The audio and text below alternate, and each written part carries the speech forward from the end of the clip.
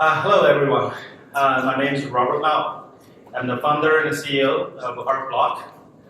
So what ArcBlock does is ArcBlock is a platform to help developers to develop and deploy blockchain applications. So probably you noticed that I changed slightly to my slide's name. I changed from DApps Development Demystified to Blockchain Development Demystified. So I just decided to be more accurate because what exactly is DApps? So people are always talking about decentralized app, decentralization, but what exactly is decentralized? What is exactly DApps? There are actually no clear definitions. So I think it's more accurate. It's better to call blockchain development, blockchain applications. Before I start, how many of you are developers?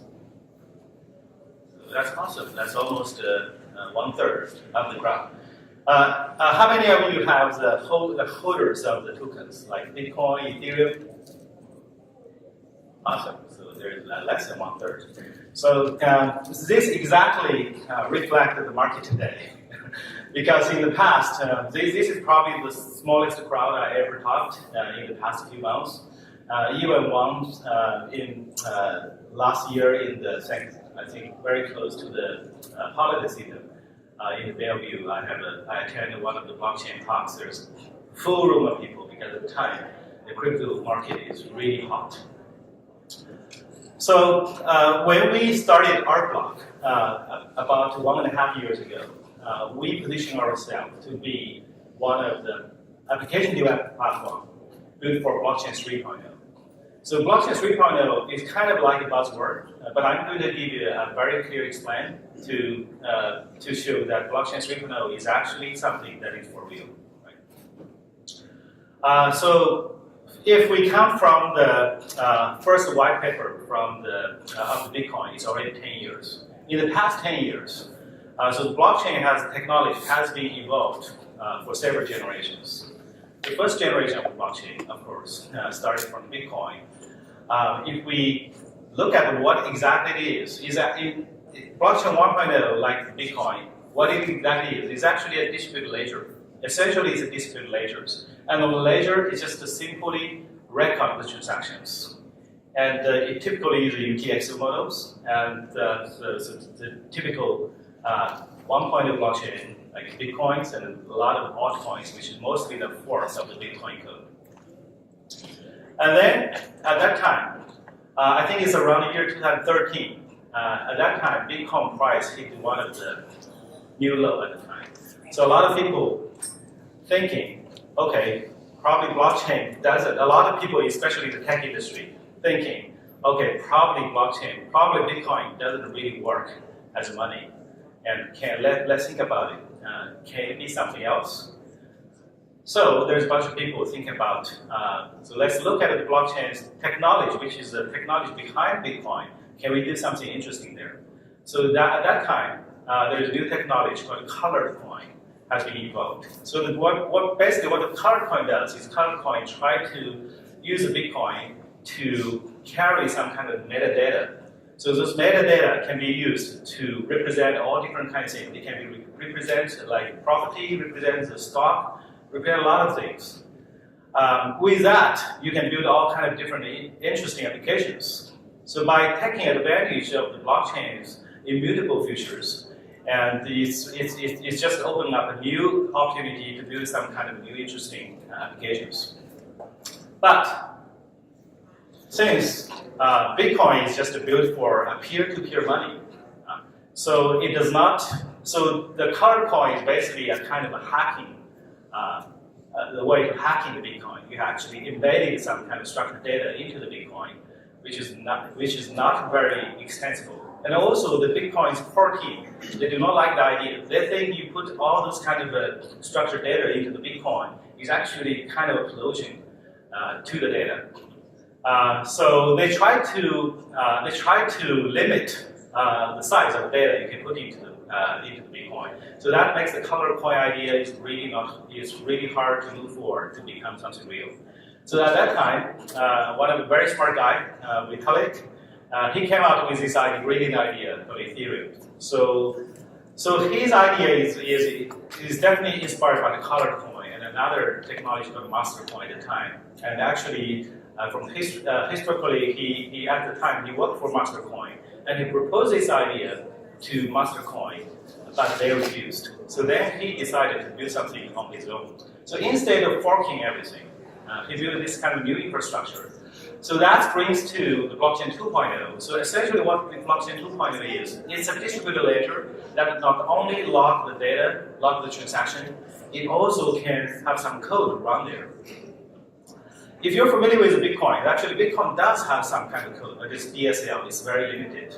But for the Ethereum, what they decided is they try to build a virtual machine on the blockchain. So with that, you can develop a smart contract. So even though the vision for Ethereum, they're trying to build a kind of they call it worst computer. It's a full computer. But essentially, what they have already built today is a smart contract platform. You can run smart contract on top of Ethereum. And one of the most successful use for those smart contracts are issue tokens, and that is the ICOs. So if you look at what kind of successful applications right now today on the blockchain, I think number one is Bitcoin. Number two, probably the ICO. There's so many companies issue tokens on top of Ethereum. And but the ultimate vision for us, for all the people in the industry, I try to build application on top of the blockchains. So that brings to the blockchain 3.0. Right now, blockchain 3.0 is still a vision. A lot of companies like us and are trying our best. Our engineers are building stuff and try to make this happen. But essentially, what is exactly is blockchain 3.0? Blockchain 3.0 is all about being able to build applications on top of the blockchain.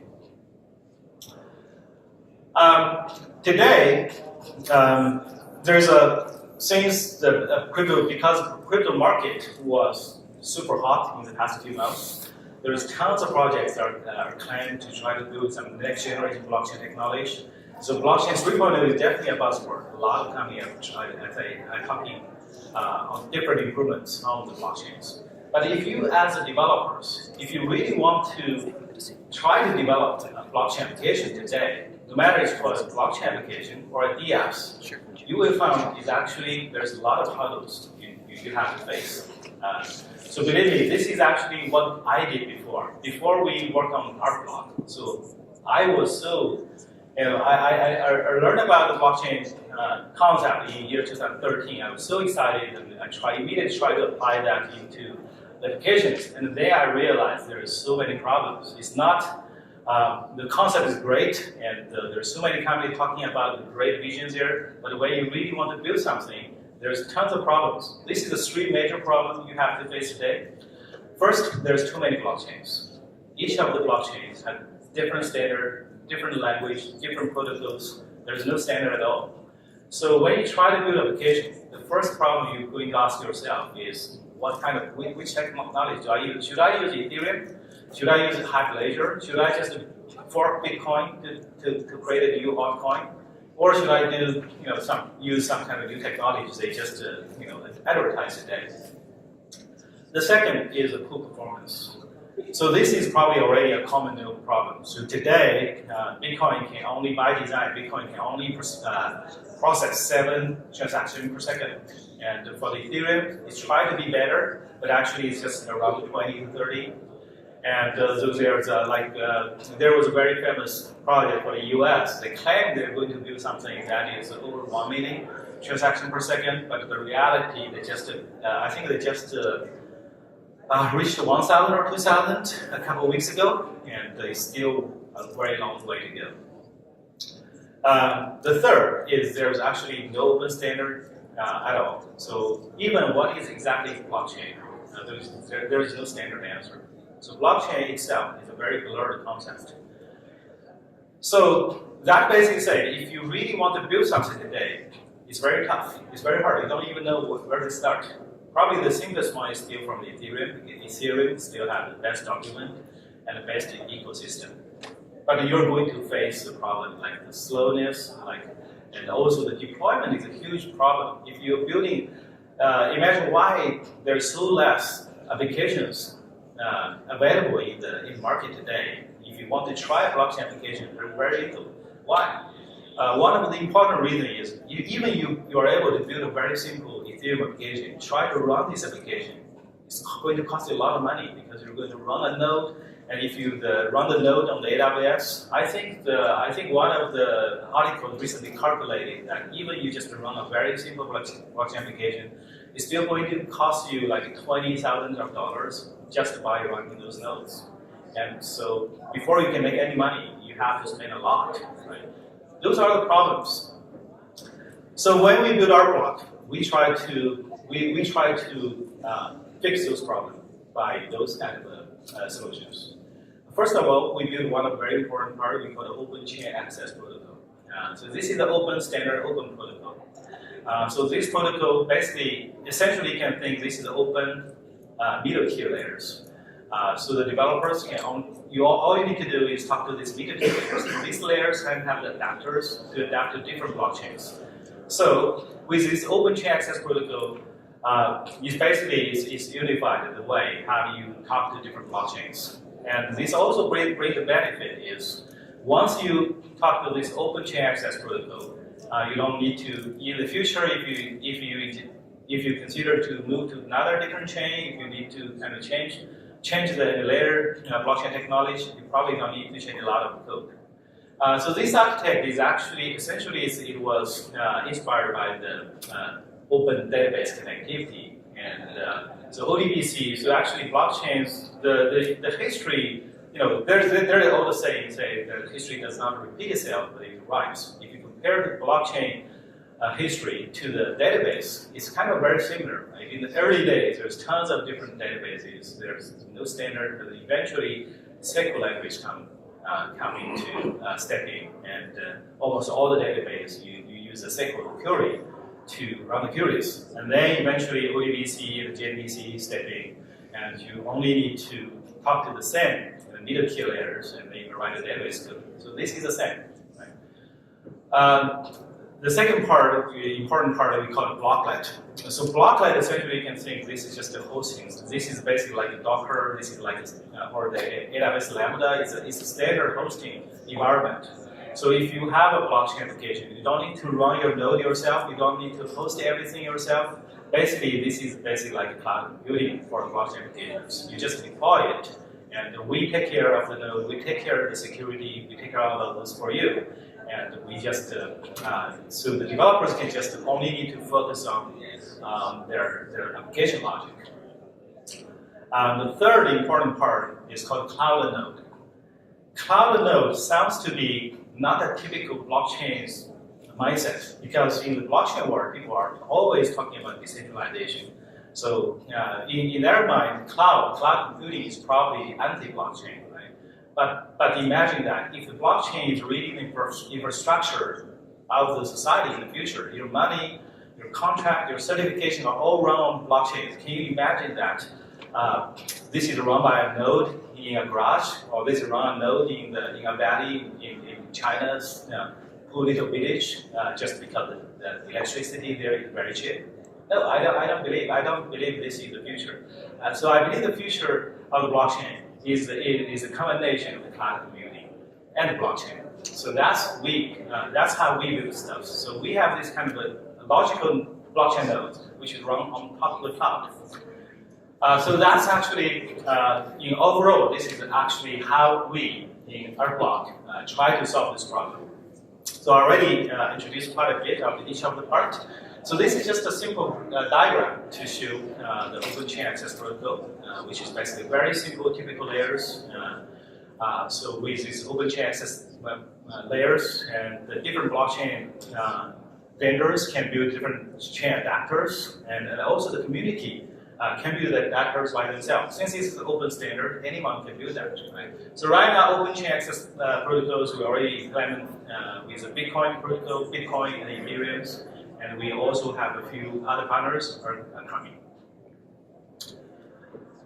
And The other part is Blocklet. As I mentioned, Blocklet is basically for hosting. So once we have some applications, so Blocklet is help the developers to deploy them hassle-free. They don't need to worry about the cost. All they need to do is basically be able to have their application ready. And we also have a very important part called the decentralized PubSub gateway. So basically, this is the messaging system that is makes the blockchain application real time. Today's blockchain application, if you ever use any kind of wallet, you're going to get very confused. The address, the gas fee, and when you try to do some kind of transaction, it waits a long time, waiting for like 6 confirmations or 12 confirmation. It's very confusing. It's not for the consumer users. It's not real time.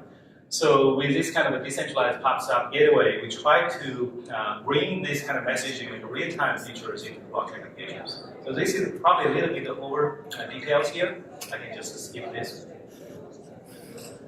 And one very important part is the token economic. So today is for the Eseries. If you build up all those kind of tokens, it's basically only give you a very brief interface. It does not help you to run the token economic.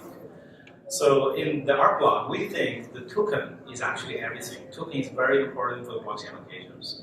So what we do is we actually build this, our ArcBlock token economic is become something, you can imagine this is like a library. This is something that you can inherit from there.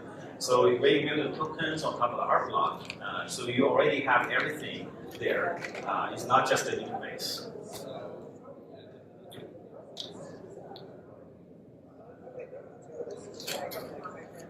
So we have, so far we have delivered our promise as we planned for the roadmap. So that basically to say that a couple months ago we already have one of the component running live and running. Okay? It's not just a vision, not just a white paper. It's something that you can try today.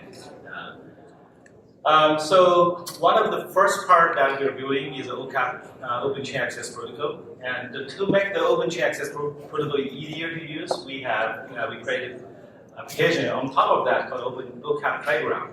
So this is actually a web-based application that you can immediately browse to okapi.arcblock.io. You can immediately try it out. It's live with blockchain, Bitcoin and Ethereum. You can immediately run the queries on Bitcoin and all Ethereum. And the best thing is we adopted a GraphQL, which is an open sourced new query language proposed by Facebook. And as a standard query language, that is to say, you just use GraphQL. You can talk to Bitcoin, you can talk to Eseries.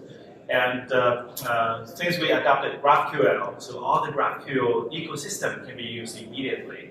And so that's basically say, if you're familiar with React, React Native, all those kind of ecosystem tools built by Facebook, built by open source community, you can use that to develop blockchain applications. It's no longer something that mystery, you need to learn a lot of new stuff. Instead, any kind of front end with any kind of developers with some front end or back end experience, they can quickly develop blockchain applications.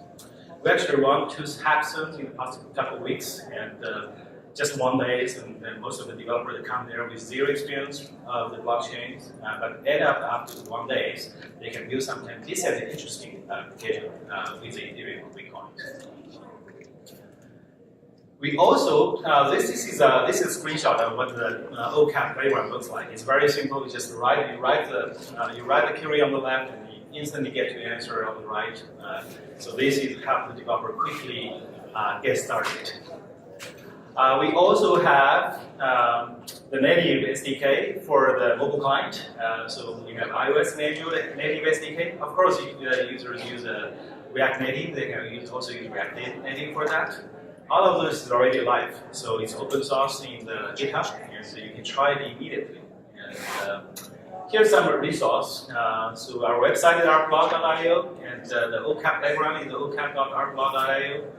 We also have a support site, and where you can find all those sample codes and SDKs and the previous hackathon project and run by yourself. Any questions? Go ahead. You dealt some of the problems, such as with Okapi, there one protocols to make it standard for blockchain. Of course, we wish it can become standard.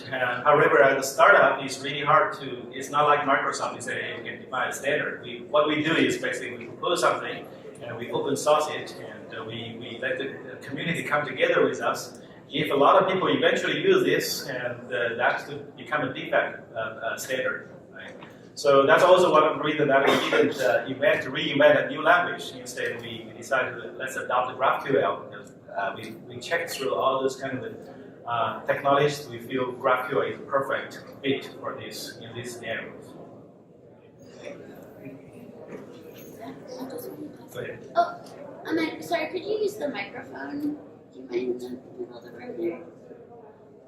Right there. Sorry. And we'll do Ahmed's question, and then we'll have Robert leave the room and then follow up there.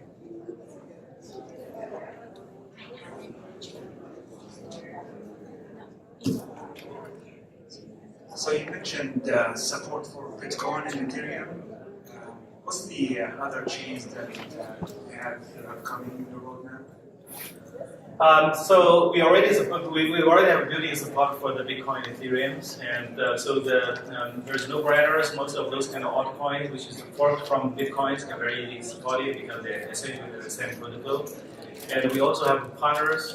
One of the partners is Cybermouse, and they're building a new blockchain for the e-commerce. So they are probably one of the technologies we're going to support soon.